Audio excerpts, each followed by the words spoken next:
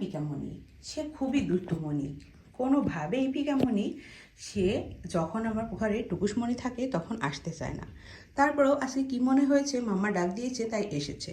আর এই যে টুকুস এখনই জ্বালানো শুরু করবে। তো দেখুন, এই শীতে আপনি কিভাবে বুঝবেন আপনার বিড়াল একদম সুস্থ, স্বাভাবিক আর সুন্দর আছে?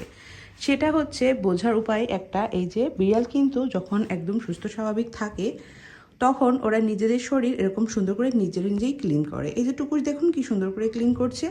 আর ওইদিকে ওই যে পিকামণি, সেও কিন্তু খুব সুন্দর করে ক্লিন করছে। তো ওরা যখন দেখবেন যে শরীর খুব সুন্দর করে ক্লিন করছে, খেলাধুলা করছে, শীতে ওরা একটু বেশি পরিমাণে ঘুমোবে। কিন্তু ঘুমানো মানে এই না ঝিমোনো। সারাক্ষণ যদি আপনার বিড়াল ঝিমোতে থাকে তাহলে বুঝতে হবে শীতের কোনো অসুখ তাকে অ্যাটাক করে ফেলেছে। তো আপনার বিড়াল যদি দেখেন যে অ্যাক্টিভ আছে, নিজের শরীর নিজে ক্লিন করছে, ঠিকমতো খাচ্ছে, পি